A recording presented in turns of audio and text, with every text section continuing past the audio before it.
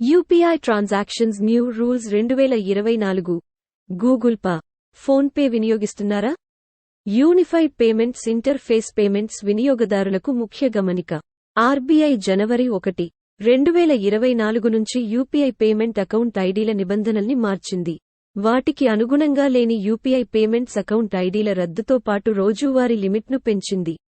దీంతో పాటు కొన్ని మార్పులు చేసింది. అవేంటో తెలుసుకుందాం పదండి. National payments corporation of India NPCI, Google Pay, Paytm, ఫోన్ పేతో పాటు ఇతర పేమెంట్ యాప్స్ ఏడాది కంటే ఎక్కువ కాలం యాక్టివ్గా లేని యూపీఐ ఐడీలను డీయాక్టివ్ చేయాలని బ్యాంకులను కోరింది. ఎన్పీసీఐ ప్రకారం యూపీఐ లావాదేవీల రోజువారీ చెల్లింపు పరిమితి గరిష్టంగా 1 లక్ష వరకు చేసుకోవచ్చు. అయితే డిజిటల్ పేమెంట్స్ను ప్రోత్సహించేలా ఆర్బీఐ డిసెంబర్ 8, 2023 నుంచి ఆసుపత్రులు, విద్యా సంస్థలకు యూపీఐ చెల్లింపుల లావాదేవీ పరిమితిని రూ. 5 లక్షలకు పెంచింది. ఆన్లైన్ వాలెట్లను ఉపయోగించి రూ. 2,000 కంటే ఎక్కువ నగదు మర్చెంట్ ట్రాన్సాక్షన్లపై మాత్రమే 1.1% ఇంటర్చేంజ్ ఛార్జీలు చెల్లించాల్సి ఉంటుంది. ఇది సాధారణ యూపీఐ వినియోగదారులకు వర్తించదు. యూపీఐ పేమెంట్స్ వినియోగం పెరిగే కొద్దీ ఆర్థిక నేరాలు విపరీతంగా పెరిగిపోతున్నాయి. దీన్ని అరికట్టేందుకు ఆర్బీఐ మరో కీలక నిర్ణయం తీసుకుంది.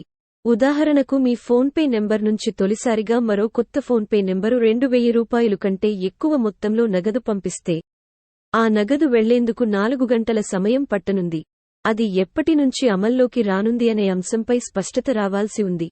మనం ఇప్పటివరకు ఏదైనా కిరాణా స్టోర్లో యూపీఐ పేమెంట్స్ చేయాలంటే స్కాన్ చేయాల్సి ఉంటుంది. దీంతో పాటు నియర్ ఫీల్డ్ కమ్యూనికేషన్ ఎన్ఎఫ్సి సాయంతో పేమెంట్ చేసుకునే సౌకర్యం కలగనుంది. అయితే ఇందుకోసం యూపీఐలలో ఎన్ఎఫ్సి ఫీచర్ను తప్పనిసరి. త్వరలో మనం కొత్త రకం ఏటీఎంలను చూడబోతున్నాం. ప్రస్తుతం ఏదైనా బ్యాంక్ డెబిట్ కార్డును వినియోగించి ఏటీఎం మెషిన్ నుంచి డబ్బుల్ని డ్రా చేయడం సర్వసాధారణం. ఇకపై అలాగే ఫోన్లో యూపీఐ ఐడీని ఉపయోగించి యూపీఐ ఏటీఎంలో డబ్బుల్ని స్కాన్ చేసి డబ్బుల్ని విత్ డ్రా చేసుకోవచ్చు. ఇందుకోసం ఆర్బీఐ జపాన్ కంపెనీ హిటాచీతో ఒప్పందం కుదుర్చుకుంది. త్వరలో అందుబాటులోకి రానుంది.